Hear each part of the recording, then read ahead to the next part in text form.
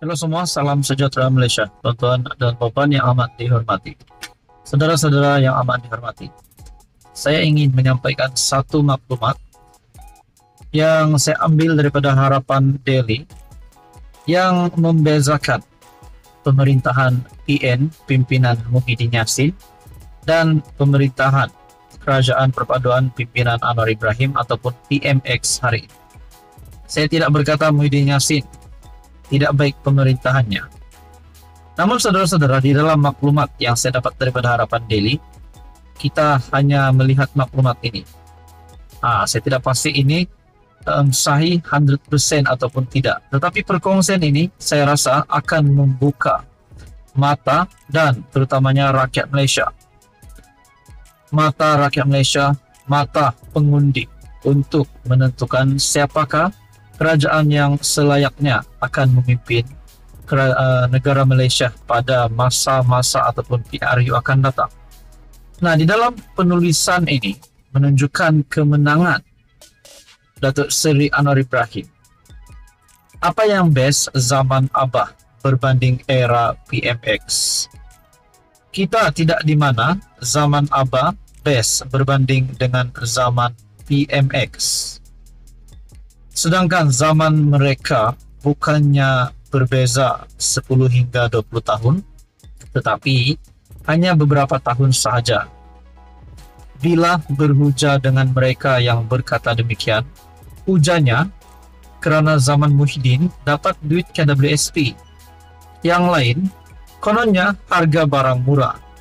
Fakta yang jelas tidak benar atau maksud lain menipu. Mereka kata pelaburan masuk beratus bilion. Yang di bawah PMX menipu. Yang sedihnya, mereka dapat info tersebut daripada tentera cyber level cap ayam dan bukannya dari Bloomberg, BNM, MIDA maupun menteri-menteri terbabit. Padahal di zaman PN dulu, berapa banyak pelabur yang lari ke negara-negara jiran dan tiada pelaburan yang masuk ke negara ini seperti mana dilakukan kerajaan sekarang. Dalam infografik di bawah boleh lihat perbezaan di antara PMX dan Muhyiddin. Saya kongsikan gambar di sini. Nah, ini boleh membuka mata, pikiran dan telinga ramai orang. Kalau ini benar sudah pasti kita boleh kata selamat tinggal Muhyiddin Yassin dan kemenangan baru Anwar Ibrahim yang pasti mengejutkan musuh-musuh Anwar termasuklah Mahathir.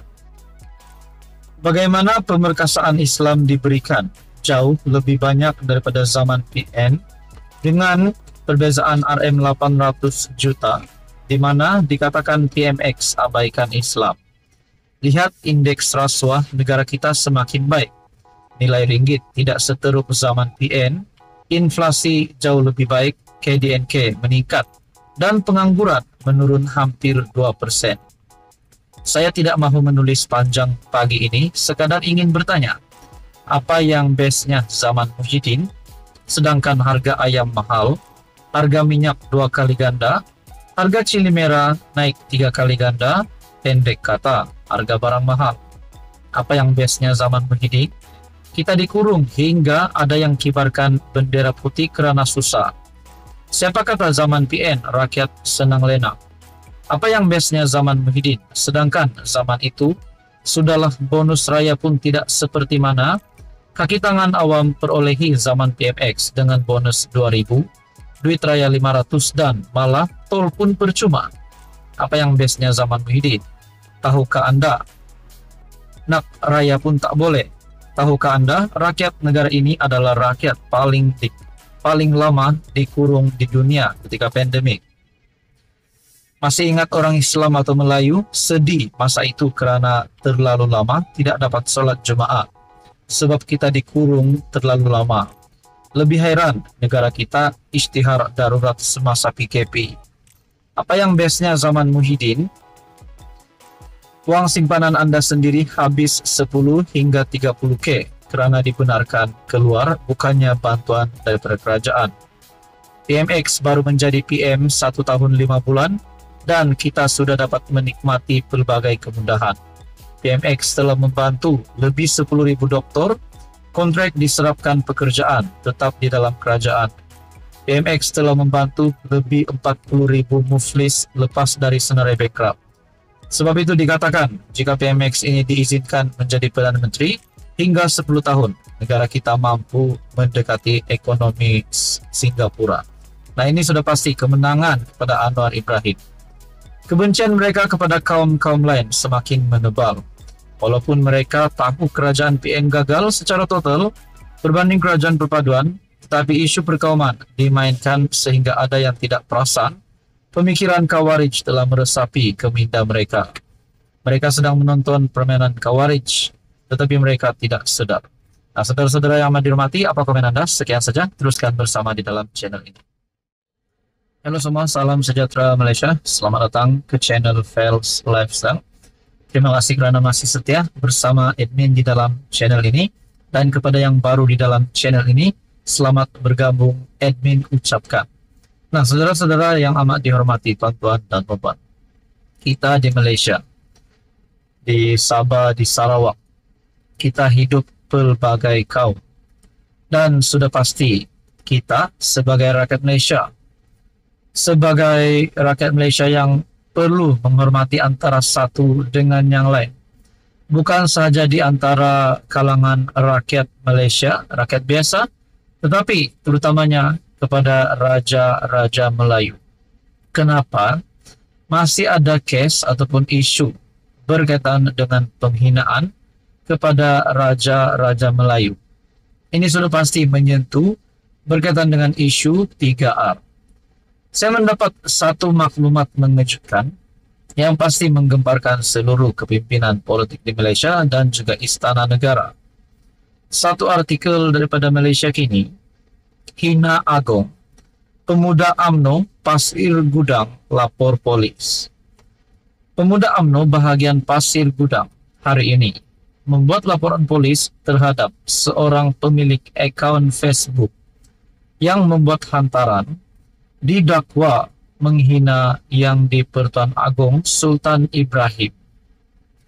Ahli Jawatan Kuasa Pemuda UMNO bahagian Pasir Gudang, Mat Yasir Ahmad Basir, membuat laporan itu di Ibu Pejabat Polis IPD Seri Alam di Johor Bahru pagi tadi.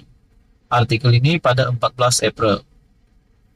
Beliau berkata, hantaran pemilik akaun Facebook bernama Hezri Yassin yang dipercayai seorang pemimpin muda sebuah parti politik disifatkan berunsur fitnah dan menghina institusi diraja. Laporan polis ini dibuat supaya pihak berkuasa dapat mengambil tindakan yang sewajarnya, kerana kita tidak mahu isu dan perkara sebegini akan mengundang rasa tidak hormat dan penghinaan kepada institusi diraja berterusan.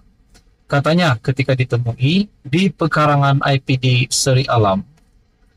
Pemilik akaun Facebook itu dalam hantarannya menyatakan beliau tidak menadahkan tangan ketika bacaan doa dibacakan untuk Yang di-Pertuan Agong dan keluarga diraja semasa khutbah solat Jumaat di sebuah masjid di Johor. Pemilik akaun turut mendakwa doanya hanya diberi kepada pemimpin yang meletakkan agama sebagai nombor satu serta memperjuang dan mempertahankan Islam ketika agama diancam. Sementara itu, Ketua Polis Daerah Seri Alam, Superintenden Muhammad Sohaimi Ishak, ketika dihubungi mengesahkan menerima laporan berkenaan. Beliau berkata, kes tersebut disiasat mengikut Seksyen 4 dalam kurungan 1 Akta Hasutan 1948 serta Seksyen 233 Akta Komunikasi dan Multimedia. Ini sudah pasti satu lagi isu yang menggemparkan kepimpinan politik Malaysia dan juga satu lagi isu yang menggemparkan istana negara. Apapun kita berharap titah-titah baginda Yang di-Pertuan Agong sebelum ini dijunjung oleh seluruh rakyat Malaysia terutamanya. Saudara-saudara, sekian saja, teruskan bersama di dalam channel ini untuk info yang seterusnya.